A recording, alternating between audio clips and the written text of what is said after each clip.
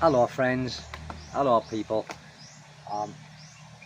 Feeling lonely and isolated in the Philippines and also running out of money is two things that do happen here. And one case of that was a guy that I saw in Dipolog a while ago, 3 weeks ago I think. I was coming back from the river and I was just having a little scout around to find some places to fish. And I kind of rode my bike through this little, like a slummish area, if you like a township really. And I was going around the corner and I saw a guy that I thought maybe could be a foreigner, but I wasn't sure because he looked dirty and everything. And all he had was like this, like a vest, like a vest on, and he was dirty, and he had a pair of shorts on, and he was sat on the floor with his back against the wall of this building, which was a little sari shop, but he was sat like on the corner of it. So I drove and I looked, and because I was on my bike, I couldn't stop really because there was a car behind me. And I thought, like, is that a foreigner? Is it a foreigner? And I carried on, and then I went to the boulevard in Dipolog, and I couldn't get it out of my mind. So, I rode back, and he wasn't there. So I went back to the boulevard, and I said to one of the guys on the boulevard, my fishing friends, I said, there's a guy up there, because they live in Dipolog. I don't live in Dipolog now, I'm outside of Dipolog. And I said, I've just seen a guy, and I said, he's just sat on a corner by a sari, just by the old fisherman huts. That's what it was, the old fisherman huts. And they said, oh yeah, they said he's been there a while, or he's been around that area for a while. And I said, is he, where's he from? Is he Filipino? And they said, no, he's a foreigner. And they said he's homeless.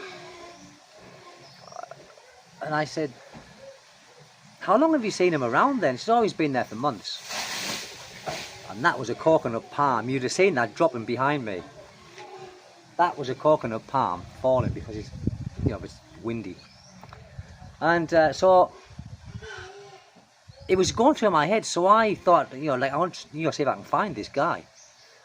So I got on the bike and I was driving around this area, and I went to the shop, to the sari where he was previously sat outside of, and I said, the guy who sat outside your shop, I said, where is he? And they said, oh, he always hangs around here, he's a foreigner. I said, yeah. I said, where does he normally go to? And they said, try up there. And it was like a dead end, a little road as big as this. I could barely get my bike through. It was a muddy road, really muddy. So I went there, and sure enough, he was there. So, and he looked at me, and I don't know how old he was. But he's probably older than, he's probably younger than what he looked. That's a fly or a mosquito. So I thought, do I talk to him? So I did stop the bike, and I said, hello?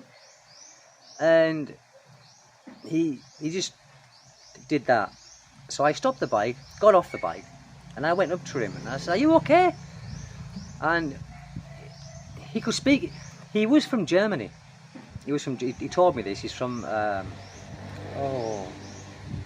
was he from? Oh, Frankfurt. He was from Frankfurt. His English wasn't bad. I could understand a little bit when we got talking and that. And I said, how come you're here? What happened? And he wasn't with a woman. He didn't come to the Philippines, for a woman.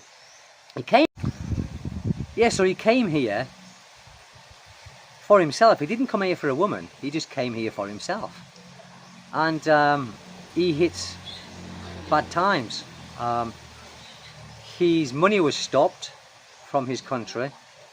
I don't know why. I didn't ask the reason why, but his money was stopped, and he simply ran out of money. He'd overstayed his visa. I think it was 4 months or 5 months he'd overstayed his visa. And he had no way of getting back. And I said, well, have you got any family back home? And he's, no. Or if he did have family, I don't think he was on talking terms. So I said, have you got any friends here? And no friends. And it just made me thinking, when you do come to a place like this, it's so easily to mess yourself up. You've got no money, you haven't got no friends here, and if you're not with a woman here, then you're just travelling around, I suppose. If you got copious amounts of money, then it's okay. You can travel around and have a damn good time, and you have the money to socialise, to go into the bars if you like, and socialise with people. But this guy didn't have anything like that. Again, I couldn't, I could understand what he was talking about at times, but I couldn't get to the bottom of the story. So I said, is there any way you can get back to England? Is there any way you can get back to Frankfurt in Germany? And he was like, and he said something, he says, there is nothing there for me. And I'm thinking, well, there's nothing there for you here either. There is nothing here for you.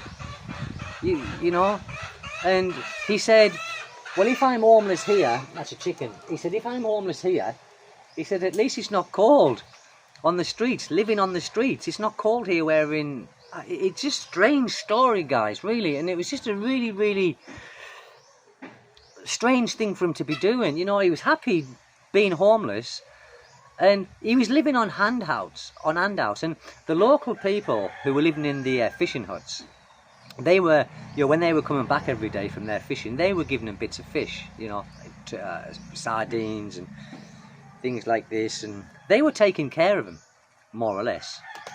And he was quite happy with that. And I said, well, what are you going to do when the immigration catch up with you? And he just went, he says, whatever. And I thought, my goodness, and it makes you think why some people actually come, not just to the Philippines, but why they get out of their country. They got no family, nothing.